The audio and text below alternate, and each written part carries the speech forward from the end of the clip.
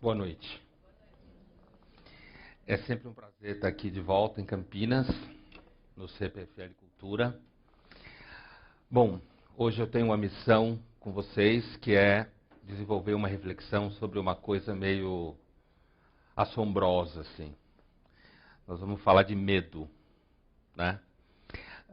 Eu vou apresentar para vocês um pouco, no começo, qual é que é a programação geral, quem vai me seguir na noite de hoje, né? O que vocês vão ter ao longo do mês, nas sextas-feiras e nas quartas-feiras com o filme, e nesse sentido mapear com vocês um pouco o que esse módulo vai cobrir. A ideia desse módulo nasceu de uma conversa com Augusto sobre, afinal de contas, por que se tem tanto medo, né? Aquele sociólogo Zygmunt Bauman lançou há algum tempo atrás um livro chamado Medo Líquido, e nesse livro ele cobre uma série de questões que hoje assustam muito as pessoas, como paranoias do tipo a vaca louca, que aconteceu nos anos 90, lembra? E terrorismo, vírus de todos os tipos, né? Na rua você pode sair e não voltar mais. E aí essa conversa acabou nos levando a perceber o seguinte: essa ideia de que o medo é uma invenção pós-moderna, isso é uma ilusão. O ser humano é um animal que morre de medo. E com razão. Tem que ter medo mesmo. Você não sabe de onde veio, não sabe para onde vai, não sabe por que está aqui. De vez em quando você tem assim uns insights mais ou menos leves, mas você nunca tem certeza se eles são verdadeiros. Você se agarra a algumas coisas para poder chegar da hora que acorda à hora que dorme. Com o passar do tempo os problemas ficam cada vez pior. Então há razão para ter medo. O medo não foi inventado pelo terrorismo, pela vaca louca, pelo vírus ou pelo assalto, né? Então, nesse sentido, a gente acabou preparando um mês para vocês, que é basicamente o seguinte. Hoje, essa ideia de falar do animal em ruínas, que é uma metáfora para falar do animal humano, que é um ser que sabe sempre mais do que ele deve, ele sabe sempre mais do que os outros animais, mas ele nunca sabe tudo o que precisa. Então ele fica entre saber mais, mas não saber tudo o que precisa. E nesse sentido ele fica meio que estendido entre um ambiente de carência contínua e uma experiência de que ele sente e pressente o cheiro de alguma coisa que os outros não sentem. E aí eu vou conversar com vocês um pouco hoje sobre o medo como uma experiência ancestral, na realidade. Nós vamos para trás. Nós vamos ter como companheiros hoje um sujeito conhecido chamado Charles Darwin, né? O Darwin. Vamos falar um pouco de darwinismo. E também vamos ter com a gente um antropólogo, meio filósofo, meio psicólogo, chamado Ernest Becker, que tem um livro fabuloso que eu receito para vocês, como leitura de férias, chamado A Negação da Morte. Ernest Becker, aqui no Brasil publicado pela editora Record, tem uma capa preta. Ele escreve muito bem. Com esse livro ele ganhou o prêmio Pulitzer, mas infelizmente ele morreu cerca de 3 meses antes de receber o prêmio, né? Ele morreu com 49 anos. Bom, isso é a conversa que a gente vai ter hoje, já já eu volto para isso. Eu vou falar um pouco sobre o que virá, o que vocês receberão depois. Na sequência da nossa conversa de hoje, na quarta-feira, eu selecionei um filme para vocês, que é o filme No Vale das Sombras, né? É um filme com Tommy Lee Jones e a Susan Sarandon. É um filme que fala sobre a guerra do Iraque. E tem uma metáfora muito bonita e muito forte no filme, que é a coisa de você só pendura, só hasteia uma bandeira de cabeça para baixo, segundo o que é explicado no filme, militarmente, quando aquele grupo, representado por aquela bandeira, está em absoluto desespero, sem nenhuma chance, e está pedindo socorro porque não tem mais nenhuma condição de enfrentar o inimigo. Aí você vai hastear a sua bandeira de cabeça para baixo. Eu não sei se vocês sabiam disso. Eu não tinha a mínima ideia.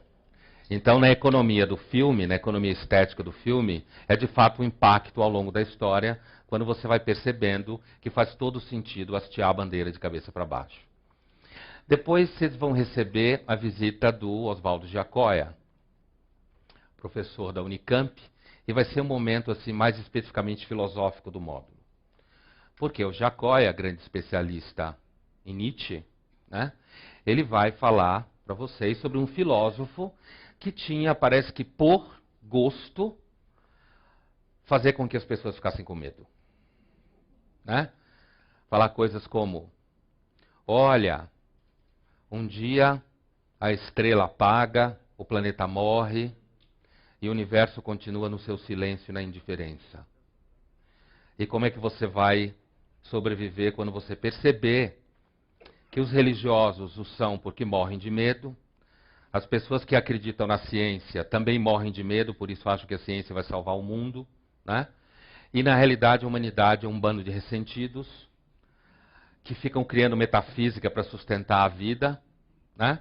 E o Nietzsche é aquele filósofo então que vai falar que uma vida bem vivida é uma vida que sabe que você despenca no abismo, mas você deve despencar no abismo dançando. Né? Se você despenca no abismo gemendo, é porque na realidade você é um covarde. Né? Então assim, bom, numa sexta-feira à noite é um bom papo esse. Então Jacó é que vai levar esse papo com vocês. Né? Sem dúvida, um dos maiores especialistas de Nietzsche que existe. Ele vai falar com toda a propriedade sobre essa questão da necessidade de você ser um transvalorado, perceber que não existem valores, que a única fonte possível de valor é você, né? Só que o universo que o Nietzsche vive é um universo para gente que tem coragem.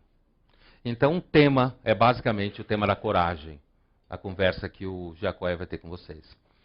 E, na sequência, vocês também vão ter o filme na quarta-feira, que é o filme que fala sobre o medo que as pessoas têm de envelhecer, de amadurecer, né? E essa necessidade de ficar jovem, sempre jovem, porque na realidade as relações afetivas são difíceis, né? E quando você, de repente, quando você acha que a vida pode ser eternamente adolescente, parece que ela é fácil. O problema todo, assim como a gente vai conversar hoje, é que existe uma coisa chamada envelhecimento. Né? E o envelhecimento é uma coisa que no espelho diz para você e ri da sua cara o tempo todo.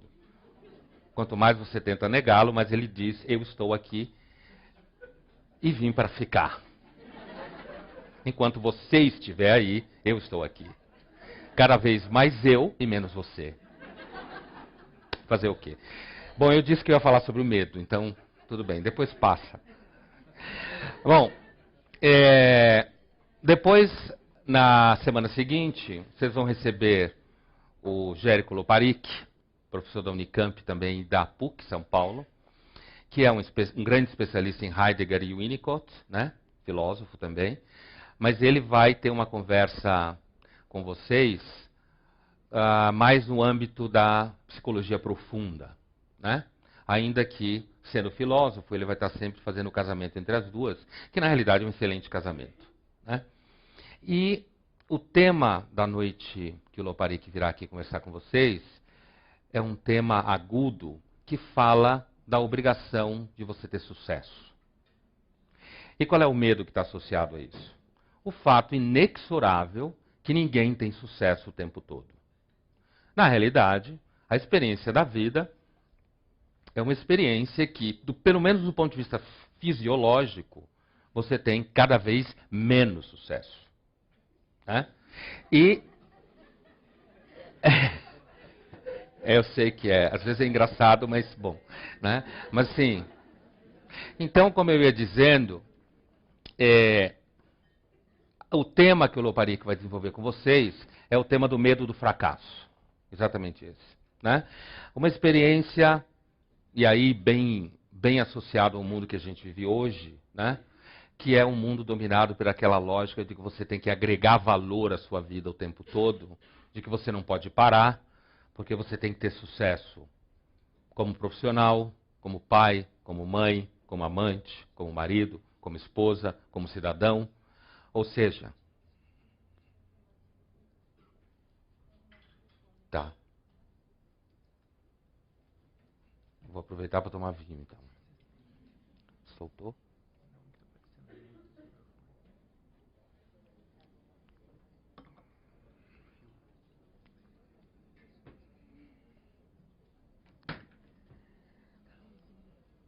Tá desligado? Tá desligado? Eu falei a ordem do filme certo, né? Ah, tá.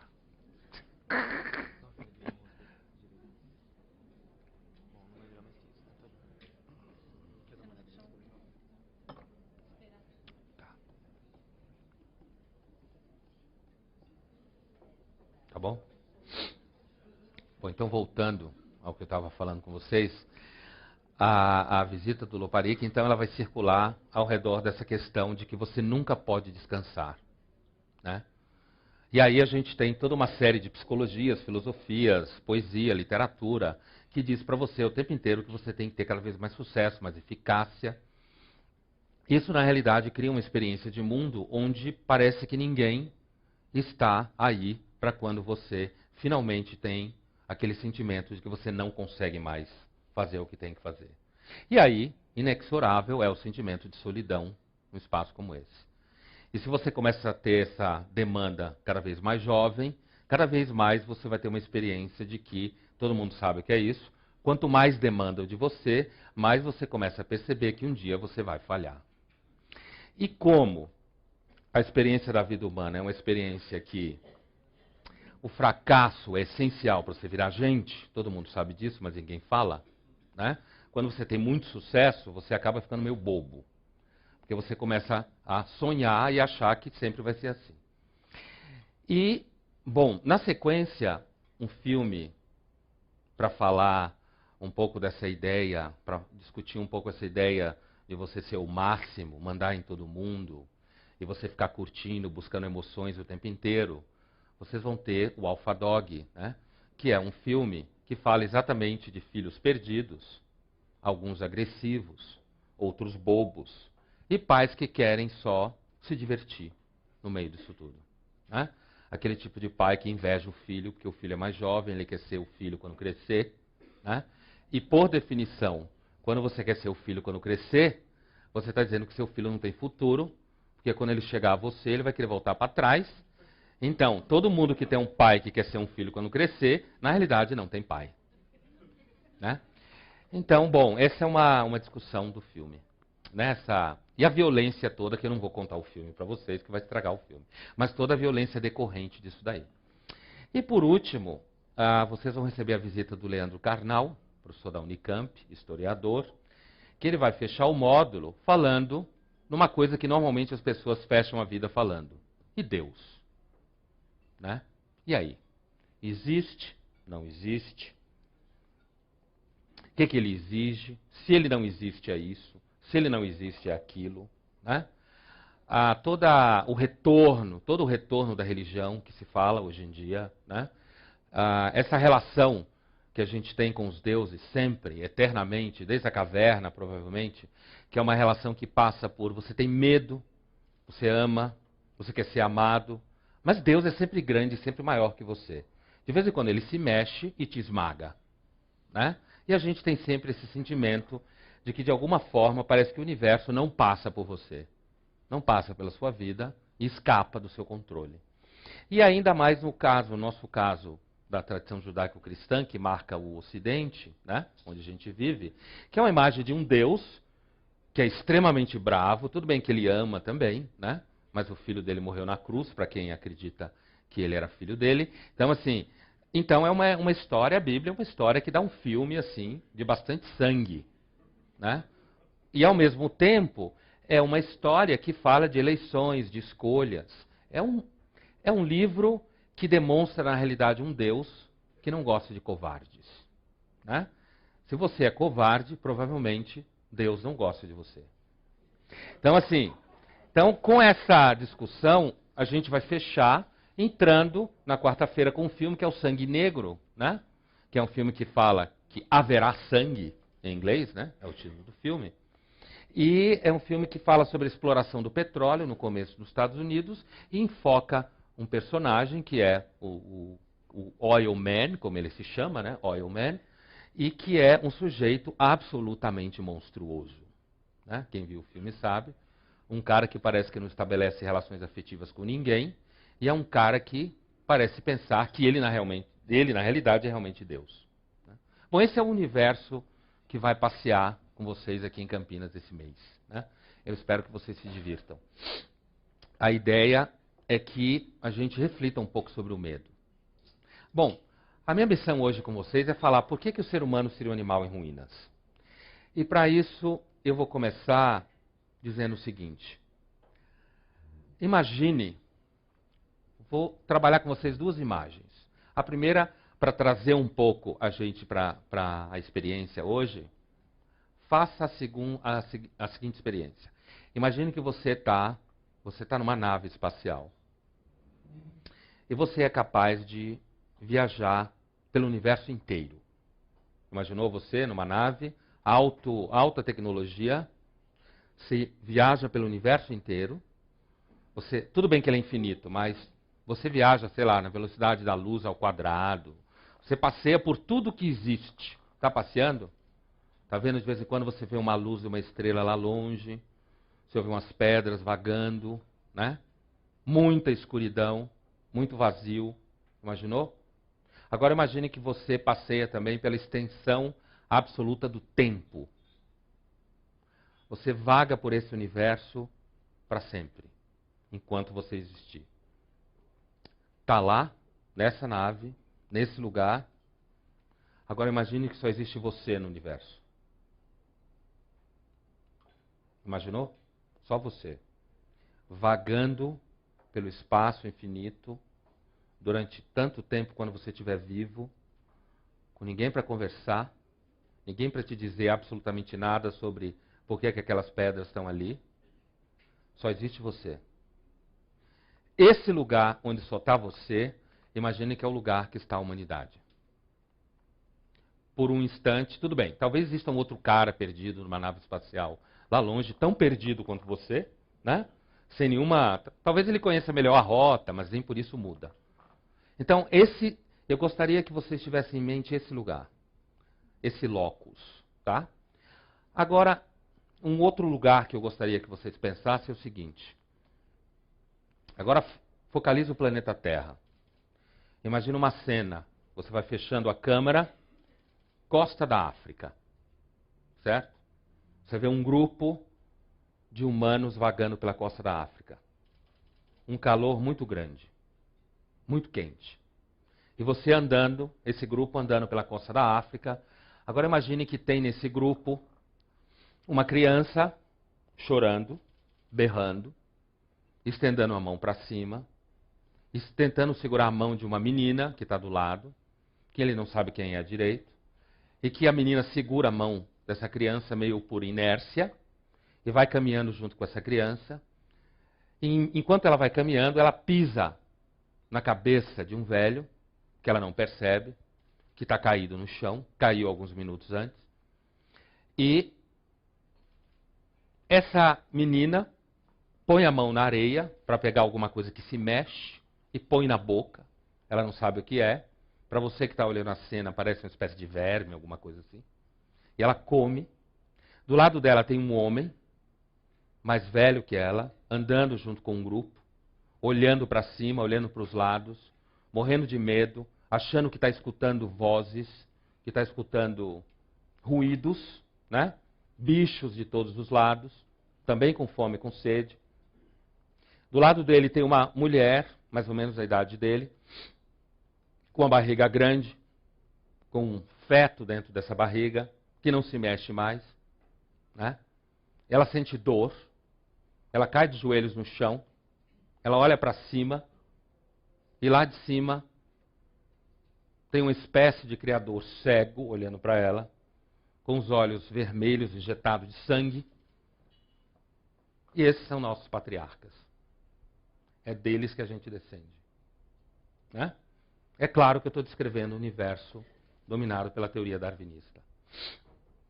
Se esses nossos patriarcas verdadeiros, do ponto de vista da teoria darwinista, se eles estão sobrevivendo até agora, se eles vagam pela costa da África, é porque eles são bem-sucedidos.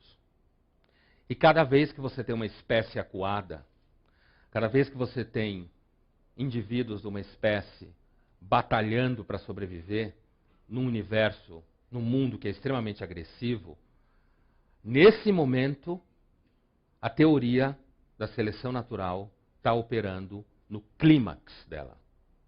O mecanismo, nesse momento, está operando no clímax. Quanto mais o meio ambiente lhe persegue, quanto mais você sobrevive, quanto mais você consegue reproduzir, melhor você é. Mais você está conseguindo, melhor no sentido que você está mais adaptado. Então eu queria que vocês tivessem em mente essas duas imagens ao longo da nossa conversa hoje. Uma fala da busca de companhia no universo. Uma fala da busca de sentido no universo. Agora imagine, ao mesmo tempo, a outra imagem. Imagine nós, há 50 mil anos atrás, vagando pela costa da África, pela savana, qualquer lugar que a gente tivesse. Imagine um de nós, porque há 50 mil anos, mais ou menos, a gente era igualzinho que é hoje. Né? Imagine você no mundo onde você pode ser comido a qualquer momento. O que isso significa? Significa que uma das experiências mais marcantes que a gente deve ter tido, e que hoje, até hoje está presente para nós, é a experiência que a gente faz parte da cadeia alimentar. A cultura, ela é inteiramente construída em cima da possibilidade de que a gente não saiba disso. Não lembre disso. Isso é sério. O Ernest Becker, desse livro que eu falei para vocês, ele fala de uma coisa chamada mentira caracteriológica. A ideia dele basicamente é a seguinte. Ele se inspira aqui no Freud e no Otto Rank, né? E no conceito de repressão. Então ele fala, ele faz uma leitura dele lá e ele diz assim, olha, a gente deve gastar energias psíquicas monstruosas para a gente conseguir viver a cada dia não sendo atormentado pela consciência que a gente tem de que a qualquer momento pode dar errado.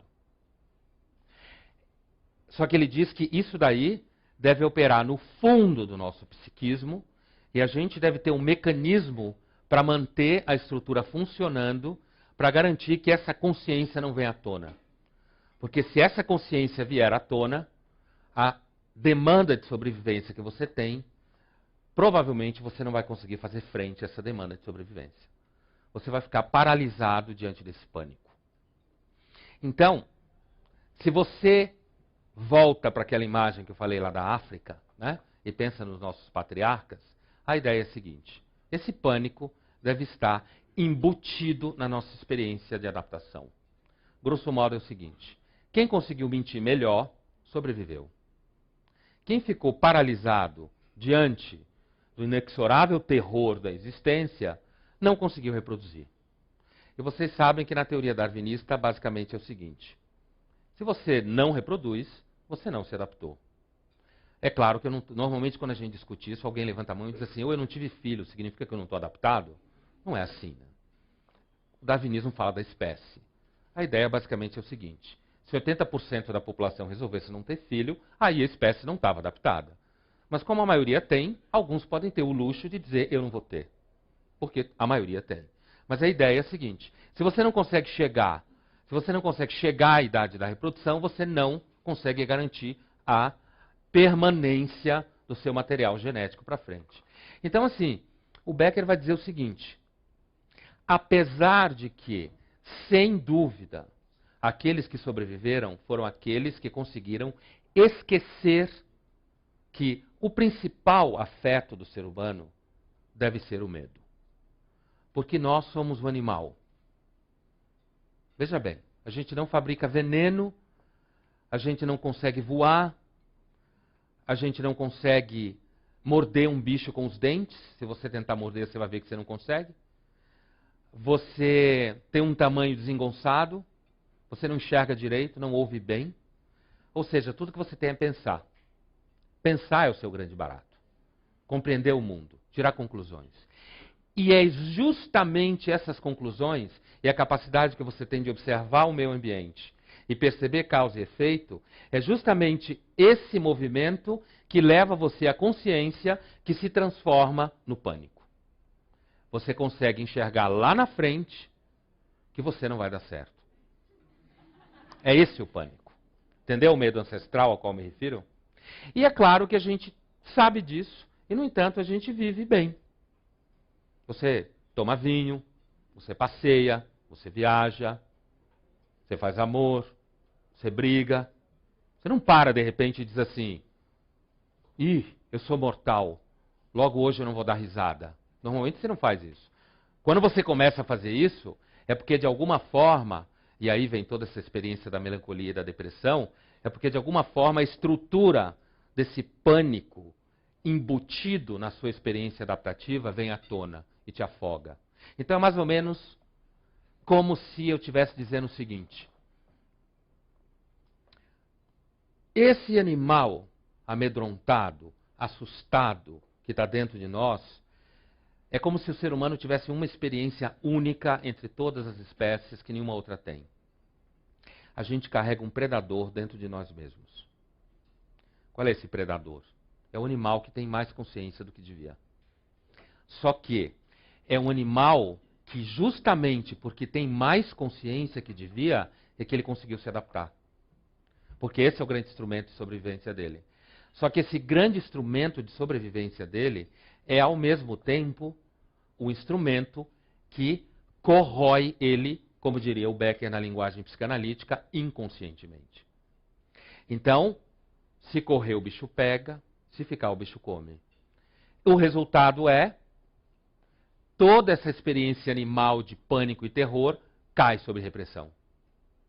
Né? E aí você consegue viver razoavelmente bem a vida, negociando internamente, do ponto de vista das energias psíquicas, você consegue negociando internamente com esse pânico que você vai tendo consciência. Imagina, você nasce pequeno, você não entende nada do que está acontecendo aqui, você vai aprender uma série de coisas e com o passar do tempo você vai percebendo que as questões essenciais você continua não sabendo direito o que está acontecendo. Então, nesse processo, a gente pode desenvolver a seguinte ideia. Seria possível falar de algum tipo de cura nisso daí? Né? Como que pode haver cura para isso? Existe cura para a consciência? Não é à toa que grande parte da nossa experiência humana é negociar com formas de não ter consciência disso. E aí, nesse sentido, se a gente pensa na época hoje, especificamente, quando a gente pensa numa cultura que é inteiramente dominada pela negação da morte, como fala o Becker no livro, uma cultura que apostou na ideia de que nós vamos viver para sempre, ou vamos esquecer disso, ou vamos ser cada vez mais felizes, o retorno do recalcado é cada vez mais violento. Quanto mais obcecado você é pelo sucesso, quanto mais deprimido você fica. Quanto maior você tenta negar aquela experiência do fracasso fisiológico, como a gente pode dizer, mais você precisa de energias, mais você se desgasta psiquicamente para negar isso. O resultado é o seguinte: o ser humano tem que fugir de si mesmo, assim como um lobo uiva para a lua. Você foge de si mesmo, mesmo que você não pense que está fugindo de você mesmo. É um automatismo da fuga o tempo inteiro. Você tem que escapar disso. O problema é que a vida e o mundo parece que foi... Freud fala isso no Mal-Estar na Civilização, né? Parece que a criação não leva em conta a felicidade humana. Parece que o mundo foi montado de determinada forma para lembrar para você o tempo inteiro que seu esquema de fuga não vai dar certo. Isso produz duas situações que eu gostaria de desenvolver com vocês. Uma é a seguinte: qual seria uma consciência possível, verdadeira, diante de uma coisa como essa? Aí o Becker ele vai dialogar com um filósofo conhecido chamado Ortega y Gasset, né?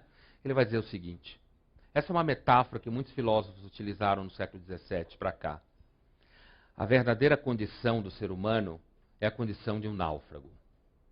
O que é um náufrago? Você só cresce e só vira gente no sentido mais profundo quando você toma consciência de que você já perdeu. Você está perdido. Enquanto você não tem essa consciência, você não está de fato no mundo. Essa é a ideia. E o náufrago significa isso. Ele não está morto, é claro. Mas ele percebe que ele está jogado no mundo. Ele não sabe direito que mundo é esse, é a ilha na qual ele está. Né? Ele não sabe, ele sabe que um desastre jogou ele lá. Ele não tem muito como sair dessa situação. Né? Mas quanto mais ele tentar negar que ele é fruto de um naufrágio, o que é esse naufrágio? Tem um psiquiatra e filósofo do século XX chamado Karl Jaspers, né? Que é muito próximo da filosofia existencial, psiquiatra, né? Que ele costumava dizer o seguinte: quando é que você pode começar a falar de cura? Né? E a ideia é desenvolver com vocês um pouco, não só ficar falando o tempo inteiro, né? Putz, deu errado, vai dar errado, é um inferno, coisa assim, mas pensar como é que você enfrenta esse tipo de coisa. E o Jaspers fala, no processo terapêutico, você só começa a sair do buraco, e aí é uma expressão do próprio Jaspers, quando você percebe que a existência é um naufrágio. Enquanto você não percebe isso, você não tomou consciência ainda do que você é. E o que é esse naufrágio? O naufrágio é uma profunda experiência de gozo de estar vivo, porque existe gozo em estar vivo, a maioria das pessoas que dão sorte, né? Existe um gozo em estar vivo, mas esse gozo, ele vai sendo o tempo inteiro medido, erodido, destruído, né? Ele vai sendo enfrentado o tempo inteiro por experiências de frustração, né? Experiências do mundo ao seu redor, que quanto mais você tenta dizer que elas não existem, mais você precisa ser um denegador disso daí. Bem aquela ideia de denial que falam os americanos, né? Mas você tem que ter uma experiência de denegação disso. E aí quando o Jaspers fala, a cura começa quando a experiência do naufrágio se instala. Enquanto você não percebeu a experiência do naufrágio, a cura não começou. Ou seja, nós nunca vamos deixar de ter medo. Não dá para não ter medo. O medo não é só um objeto. Tudo bem, quando a gente vivia há 100 mil anos atrás, a gente era comido por vários bichos. Hoje em dia a gente passa a vida inteira, provavelmente, sem ter experiência de ser cadeia alimentar. Né? De estar num lugar na cadeia alimentar. A gente só tem essa experiência quando a gente já morreu. Aí a gente volta para a cadeia alimentar. Mas quando você está vivo, é raro alguém que tenha, a não ser um zoológico azarado, um passeio zoológico azarado, é muito difícil você ter um filho comido por um tigre. Né? É muito difícil você ver um tigre comendo alguém, jogado, arrancando um pedaço do braço, enquanto o resto fica parado ali esperando. A gente não tem essa experiência. Graças a Deus. Né? Mas o medo não é só medo de objeto. Essa é a ideia que uma das ideias que eu queria que ficasse marcada para vocês hoje. O medo é uma forma da consciência. Né? Essa ideia que é bem desenvolvida no livro do Becker. É uma forma da consciência. Por que é uma forma da consciência? É uma forma de você ser consciente, é o medo. É uma forma de você se relacionar com o meio ambiente que só um louco não tem medo. Uma pessoa normal tem medo. Por quê? Porque você sabe, apesar de que hoje a gente está num ambiente civilizado, provavelmente ninguém vai pular aqui na mesa e tentar jantar um de nós, né? Isso não vai acontecer, então a gente está num ambiente civilizado, mas assim, a possibilidade e o caráter inexorável de que existem coisas das quais a gente tem medo aparece o tempo inteiro. Então a gente não se livra do medo. O que a gente aprende é lidar com ele. E talvez a gente, sabe aquela ideia? Talvez a coragem não é uma coisa que existe onde não existe medo. A coragem é uma coisa que existe ao lado do medo. Senão, não existe coragem. Tem um filme que fala de coragem, talvez alguns de vocês já tenham visto aqui, que é um filme sobre a Segunda Guerra Mundial, de um alemão chamado Sam Peckinpah. É um filme chamado, como será o nome desse? Cruz de Ferro. Filme antigo. E me vem à memória uma cena desse filme, porque dá para descrever imageticamente, claramente o que eu estou dizendo. Tem um personagem no filme, que é um sujeito que vem de uma linhagem rica, nobre, na Segunda Guerra, e que ele quer muito ganhar a Cruz de Ferro. Então ele pede para ser transferido para a frente russa, onde tem muita cruz de ferro, porque os alemães estão levando ao pau na frente russa. Só que ele é um cara medroso. Então ele fica atrás, dentro lá junto com os generais, mandando os caras irem para frente. Né?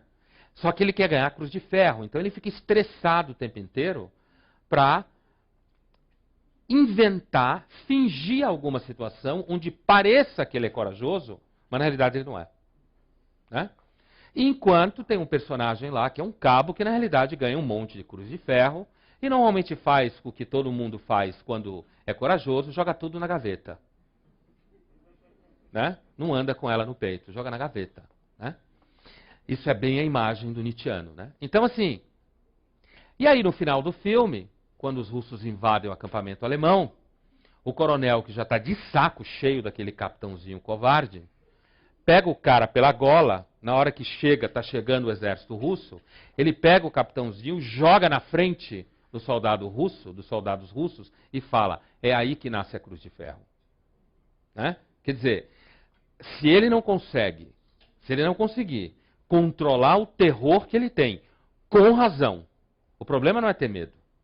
Ter medo é um fato inexorável. Né? Ainda mais quando você é alemão na Segunda Guerra diante do exército russo. Você tem que ter medo mesmo. Né? Mas o problema não é ter medo. O problema é você conseguir ter medo e encarar o russo no olho. Né? É você conseguir caminhar diante de uma situação, continuar de pé andando pela savana africana, sabendo que o universo não foi feito para ser o seu berço. Né? Que você está aqui, na realidade, tentando sobreviver a qualquer custo. Então, essa ideia do naufrágio, que o Becker fala no livro, em diálogo com Ortega y Gasset, Jaspers e tudo mais, é uma ideia muito forte, porque é uma ideia que diz o seguinte, ó, o naufrágio é contrário à mentira. É contrário à mentira, apesar de que a mentira não é alguma coisa que você inventa, tá? A ideia é a seguinte, não é você acorda de manhã um dia e diz assim, hoje eu vou mentir. A mentira ela está embutida na sua experiência de sucesso adaptativo. Por isso que o jogo é interessante. A mentira caracterológica sustenta a sua vida. Só que ao longo do tempo, como todo instrumento repressivo, repressor, fracassa. E à medida que ele vai fracassando, você vai tendo brechas à consciência de fundo. A consciência de fundo é essa consciência de um animal acuado o tempo inteiro, que sabe que o mundo não é para ele. Então, nesse jogo, a vida vai se dando. Aí o Becker vai desenvolver uma ideia em diálogo com um psicanalista discípulo do Freud, chamado Otto Rank. Né? Ele vai dizer o seguinte, é por isso que na realidade a gente admira os heróis. Né? Porque no fundo as pessoas sonham em ser heróis. E como é que você sonha em ser herói? É quando em cada minuto da sua vida você tem a impressão de que outro fracassaria e você ali não fracassou. E tem uma coisa que é, como diria o Nelson Rodrigues, batata. Né? Uma coisa que é batata. É assim, por mais mentiroso que a gente seja, todo mundo sabe reconhecer alguém que está tendo coragem. Você pode nem dizer para a pessoa, para não deixar ela com um ego desse tamanho. Ou para não deixar você com um ego desse tamanho, que é normalmente o que é mais importante. Você pode nem reconhecer, né? Mas todo mundo, no fundo do coração, sabe quando está diante de alguém que é corajoso. E esse alguém que é corajoso não é, a gente não está falando aqui de enfrentar leões ou exércitos russos, né? A gente está falando, às vezes, simplesmente de como sobreviver a uma pressão no emprego, por exemplo. Por exemplo, né? Sabe, esse pequeno heroísmo cotidiano. E tem uma coisa mais característica ainda da experiência do heroísmo, que é a seguinte. É que a experiência fundamental do heroísmo, ela não pede plateia. Né? O herói, que quer ser herói, para que as pessoas saibam que ele é herói, na realidade não é um herói. Ele é um narcisista. E o que caracteriza o narcisista na clínica freudiana? O narcisista, do ponto de vista clínico, eu estou falando. O narcisista não é, eu não estou falando daquele mito, não é só aquele mito lá do cara que se apaixona por si mesmo e morre. O narcisista é aquele que tem um ego tão fraco, tão fraco, que depende do olhar do outro o tempo todo. E onde é que está o medo aí? O medo aí está em que você não seja visto o tempo todo. Não seja reconhecido. Não seja olhado. Não seja amado. Né? Quanto mais você depende desse tipo de experiência, mais você está jogado na desestrutura de uma experiência narcísica. E bom, a gente vive claramente numa estrutura de cultura bastante narcísica que você tem que ser visto o tempo todo. Então, esses heroísmos, a gente não precisa pensar só na cruz de ferro. Né? Esse heroísmo ele pode aparecer na capacidade que você tem de viver sem precisar que a cada momento da sua vida tenha alguém que diga para você: muito bem, você conseguiu. Né? Que você consiga passar de um dia para o outro sem ter que ter alguém no seu lado dizendo: você fez a coisa certa. Porque às vezes o mais difícil é justamente você saber que está fazendo a coisa certa. Né? Então assim, ou que fazer a coisa certa vai dar algum lucro para você. Normalmente, nem sempre dá. Né? Outra coisa é, sabe, uma experiência de você conseguir sobreviver aos seus próprios afetos. Uma das coisas que caracteriza a experiência humana é uma espécie de afeto desordenado. Bom, a palavra afeto já significa isso, né? Uma certa desordem da alma, né? Vem da palavra patos, que todo mundo conhece, que dá em paixão, dá em doença, né? Então, assim, a gente tem uma alma que ela é muito desordenada. E se ela for muito ordenada, significa que você já não está bem. Não é isso? Então, um certo grau de desordem é necessário. O problema é que você não sabe qual é o grau necessário. Porque se você passar a vida tentando estabelecer o grau da desordem que faz bem, você necessariamente já não estará bem. E isso é um pouco que caracteriza certas... Hoje em dia é muito comum, inclusive em universos de recursos humanos, você, por exemplo, tentar produzir a paixão certa. É aquela paixão que tem, sei lá, 3,7 de densidade. Não pode nem ter 3,8, porque se tiver, tira você do foco. Você tem que ter a paixão certa para a ação certa. Todo mundo sabe que paixão significa exatamente que você não faz a coisa certa.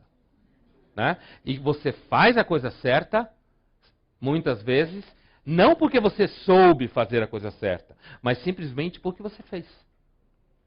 Então, esse herói aí, isso é o que o Otto Rank fala e o Ernest Becker retoma no livro, que é um pouco essa experiência, é aquele ideal que nós todos almejamos, e quando você percebe alguém sendo, você tem uma inveja enorme, porque no fundo, o que isso tudo significa?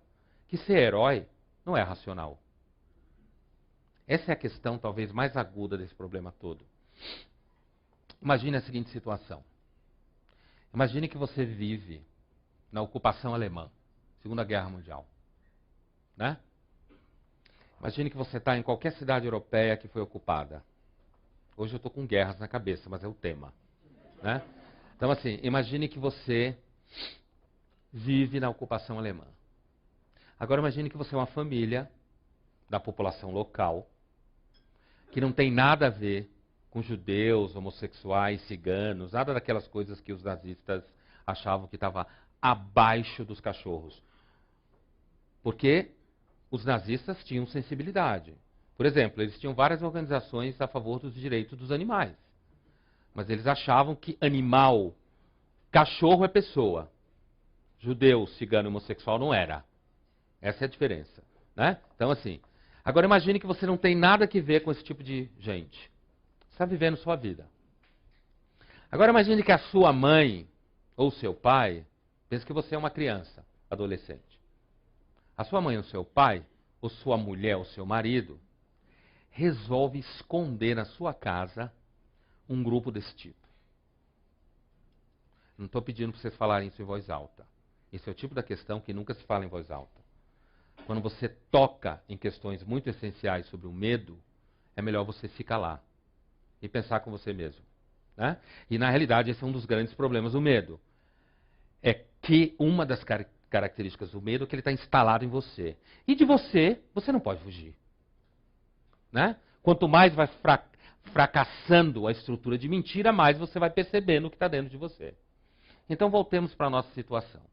A gente já passou pelo universo vazio, pela costa da África, agora imagina num lugar mais legal, Paris, 1942, super chique, certo?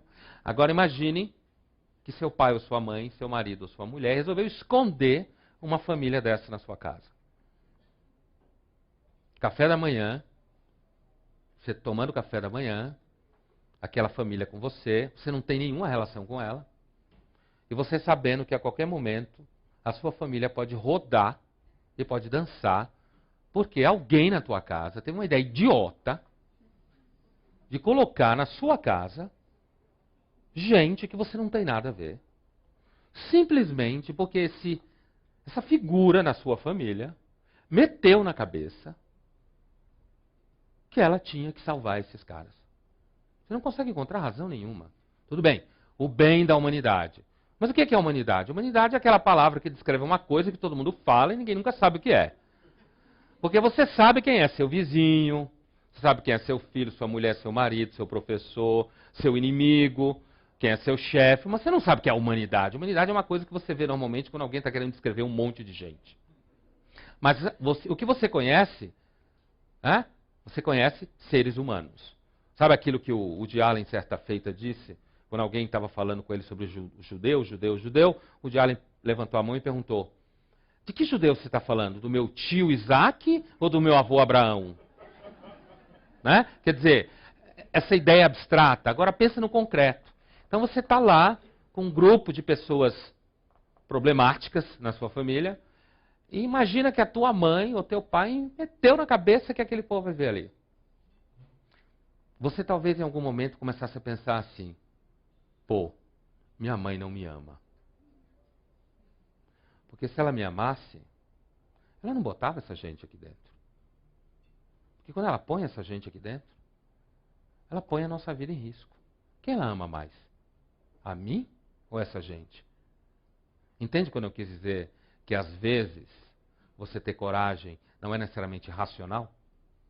Racional, leia-se, racional do ponto de vista entendendo a razão como uma estrutura mental que garante a sobrevivência, organiza a vida em comum. E como diriam os utilitaristas, reduz a margem de mal-estar e amplia a margem de bem-estar. Né? Aquela ideia de que você deve ampliar e multiplicar os instrumentos de bem-estar e reduzir os instrumentos de mal-estar. Agora imagine você numa situação como essa. É isso que eu estou chamando de racional. Porque a razão é daquela coisa que você abrir um dicionário de filosofia, tem 150 definições. Mas essa definição de razão é uma definição muito forte no nosso mundo. Né? O darwinismo fala no sentido ancestral. O utilitarismo fala do final do século XVIII para cá. Mas elas se encontram. Então, assim, e aí? Sua mãe está expondo você a uma experiência de medo avassaladora. O racional seria ela simplesmente colaborar com a ocupação nazista. Pelo menos, não entregando pessoas, mas simplesmente cuidando da vida dela. Já que ela não tem nada a ver com isso, por que ela vai se meter com isso? É aí que a conversa fica séria. Né? É aí que a conversa complica quando a gente percebe que, às vezes, apesar de que a gente cultua a ideia do herói, a ideia da coragem, você não pode associar necessariamente a coragem e o enfrentamento do medo a você se dar bem. Graças a Deus, ou graças à espécie, sei lá, existem seres humanos que conseguem ir além do medo, em situações como essa. Né? Graças a Deus, existem pessoas que conseguem, mesmo diante de todas as razões para voltar atrás, elas conseguem enfrentar aquilo que a maioria não consegue enfrentar. Mas talvez essas pessoas paguem um preço muito caro. Inclusive, isso que eu estava contando para vocês foi objeto de um livro algum tempo atrás, na Europa, que era um livro que pesquisava exatamente filhos de pais assim. Né? E esses filhos falavam exatamente o que eu estava dizendo para vocês. Eles falavam que quando eles eram pequenos, adolescentes, estavam vivendo essa situação, eles não conseguiam entender por que a mãe fazia aquilo, por que o pai fazia aquilo. Não tinha motivo, eles não conheciam aquelas pessoas, eles não tinham nada a ver com aquelas pessoas. Eles só queriam ir para a escola, voltar, jantar, dormir. E eles tinham que ficar escondendo aquelas pessoas dentro de casa. E aí, eu lembro bem de uma filha que falava sobre o pai, e ela dizia que, quando ela cresceu, ela perguntou para o pai, depois que acabou a guerra, ela perguntou para o pai, por que ele fez aquilo com a família? Por que ele expôs a família àquele tipo de sofrimento? E o pai respondeu para ela, eu simplesmente não podia fazer de outro jeito. Ele não deu para ela uma razão, um valor, no sentido de uma definição do que deve fazer. Ele disse que ele simplesmente não conseguia fazer de outro jeito. Ele não conseguia deixar de esconder gente que ele sabia que não merecia o que estava recebendo, mas que ele tinha uma chance de esconder essa pessoa. Então, assim, resumindo a ópera, né, essa história toda, esse medo da morte, esse sentimento, sabe? Talvez uma das definições mais duras do ser humano seja: nós temos medo porque nós somos um cérebro amarrado a um tubo digestivo. Né? Você é um tubo digestivo que se desloca pelo mundo, em cima dele tem um cérebro que enxerga e faz poesia, mas que ao mesmo tempo está atado ao tubo digestivo. Esse tubo digestivo significa o corpo. Você é uma espécie de Deus amarrado a um corpo que apodrece. Uma experiência que serviu de matriz para um dos textos centrais da tradição ocidental, que é o Banquete do Platão. Quem leu o Banquete sabe do que eu estou falando. Quando Platão vai definir amor do banquete, como é que ele define? O Eros, né? A definição de Eros do banquete. Eros é um semideus, uma figura mítica, que tem uma mãe chamada Penia, que significa carência, né? Falta. Por isso, quando você faz exame de sangue, glóbulos brancos estão baixos, diz que está com leucopenia, né? Está faltando. E o pai dele é Poros, um deus que significa abundância. E aí o Platão vai dizer o seguinte, né? O Sócrates, Platão vai dizer o seguinte: o amor, o Eros, não é uma experiência vivida nem unicamente por um mortal. Por quê? Porque o mortal é representado no mito simplesmente como aquele que é falta, pura falta. Nele falta tudo: esperança, futuro, imortalidade. Ele é tão importante que a vida dele depende de um frango. Se não tiver frango, ele não vive. Ele depende de água. Você pode criar pontes, fazer aviões, escrever livros de filosofia. Um vírus acaba com você. Um ser estúpido como o vírus. Né? Que não pensa, se repete, replica como um bicho estúpido. Se replica e acaba com você. Então, assim, estamos colocando Darwin e Platão para conversar, que é uma conversa meio esquisita, mas tudo bem. Né? Então, assim, tudo bem. Então, assim, se é só mortal, não tem Eros. Né? E a gente sabe que na Grécia, Eros significava exatamente dínamos, força, energia, movimento. Né? Se você é só divino, também não tem Eros. Por quê? Porque você repousa. Você fica zen para sempre. Não sente nada, não tem medo, não vai morrer, não entra em pânico, não sabe, no fundo do seu coração, que quanto mais você vive, mais você se perde. Porque é essa a experiência. Né? Cada momento que passa, cada experiência que você tem, você vai se perdendo.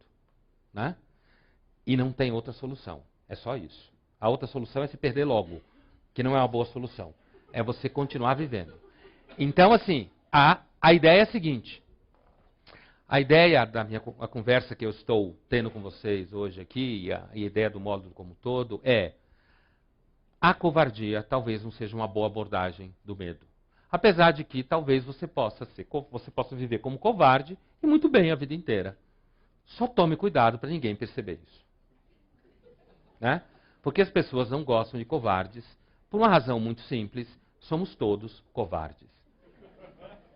Então, quando você percebe que alguém, de fato, você ou qualquer outra pessoa, de fato consegue, eu não estou falando de novo de nenhuma cruz de ferro, pequenos detalhes, né?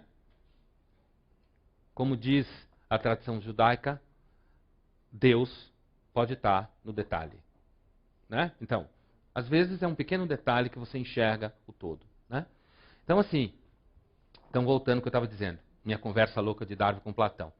Então, assim, quando Platão fala, o Eros é um semideus, é uma figura híbrida entre um deus e uma mortal, e é só assim que existe o amor, Eros, é por quê? Porque o que caracteriza essa figura híbrida é, ao mesmo tempo que ela tem a experiência avassaladora da falta, do fracasso, da carência, do medo, ao mesmo tempo, dentro da chave do Platão, né, ela pressente a existência da plenitude. Ela pressente. Ela não sabe onde está, mas ela suspeita. E é justamente porque ela está tensionada entre esses dois extremos, é essa tensão que é o Eros. É exatamente essa tensão. É por isso que o Platão vai dizer que o ser humano é um ser que está tensionado entre dois polos opostos. Você não é. É claro que a gente sabe que o Platão se move no universo de alma imortal, né? Então, assim, você está tensionado entre uma experiência de radical falta, radical esmagamento e, ao mesmo tempo, uma vocação natural para buscar algo que você não sabe direito o que é, mas você pressente que esse algo é pleno, perfeito, poderoso, que a gente chama de Deus ou deuses. Essa ideia, é claro, para o Platão existe, mas você for um ateu básico, moderno, pós-moderno e tal, né, você não precisa necessariamente jogar fora o Platão, afinal de contas o Platão é o Platão, né?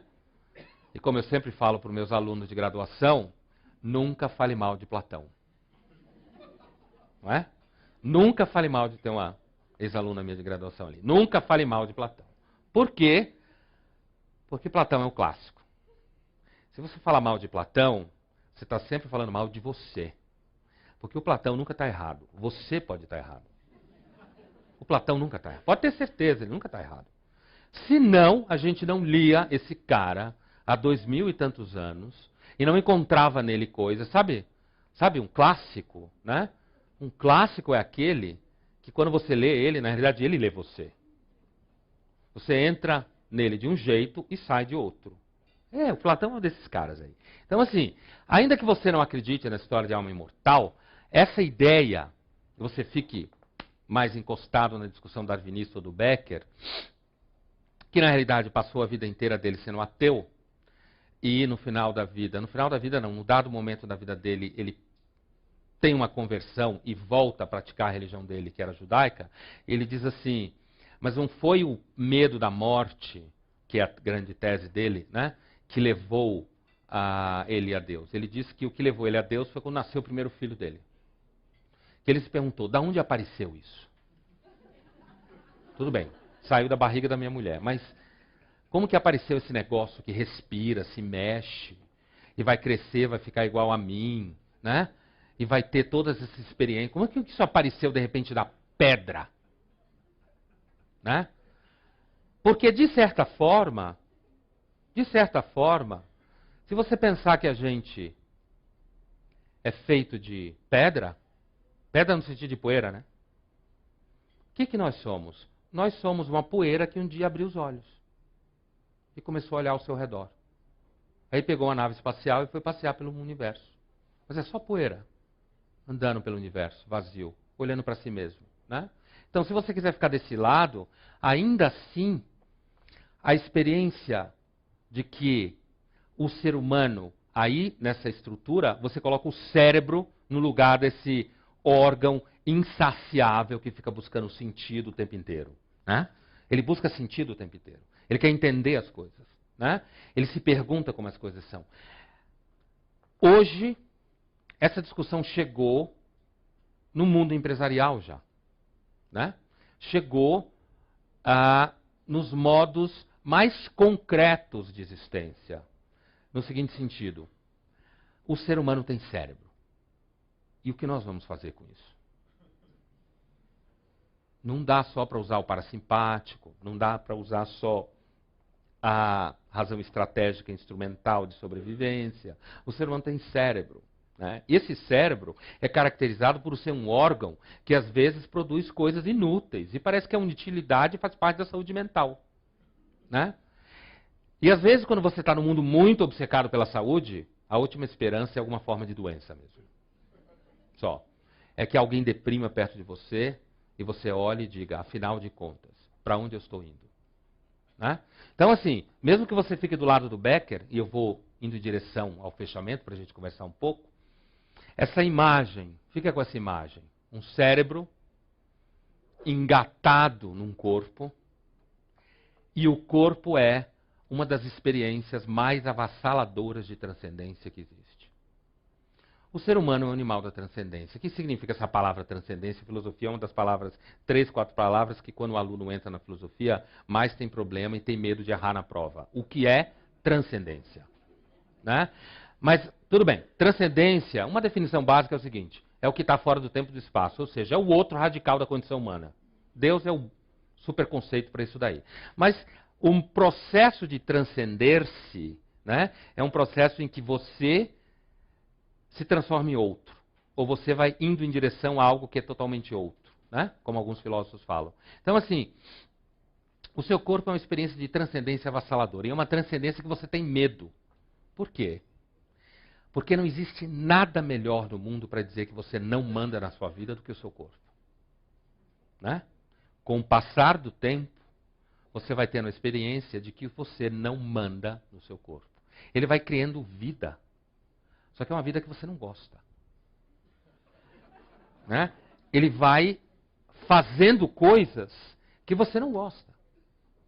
Ele vai emitindo sinais que rompem com seus acordos com o cotidiano. Ele vai dizendo para você, agora o seu cotidiano é meu. E essa experiência é uma experiência de transcendência em direção ao nada, que é o que a gente mais tem medo. Uma experiência de transcendência em direção ao nada, porque você vai se perdendo enquanto você vai passando. Uma outra experiência de transcendência, e com essa ideia é que eu vou amarrar a nossa conversa hoje, um pouco inspirada num outro filósofo chamado Søren Kierkegaard, né? Grande existencialista, é essa ideia de que não tem escolha, você não tem como escapar do medo e da angústia. O medo e a angústia é ancestral. Não é uma invenção da sociedade de consumo. A culpa não é do capitalista. Você pode até ter raiva dele, se você tiver raiva, mas a culpa não é dele. A culpa não é do governo, apesar de que o governo tem uma série de culpas. Não é do governo. Né? A culpa não é do seu pai. Você pode até ter razão de vez em quando para ficar bravo com seu pai, mas a culpa não é dele. Ele está no mesmo barco que você e o barco afunda. É uma questão de tempo. Né? A culpa não é da sua mãe. Apesar de que a sua mãe pode ter feito um monte de coisa errada. Mas a culpa não é da sua mãe. A culpa tampouco é da sua filha que atormenta você.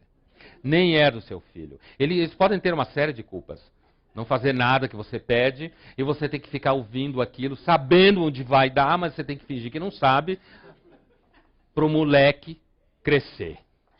Né? Mas a culpa não é dele. Ninguém tem culpa. É que tá. Ninguém tem culpa. Ninguém tem culpa. Algumas pessoas põem a culpa em Deus. Olha aí.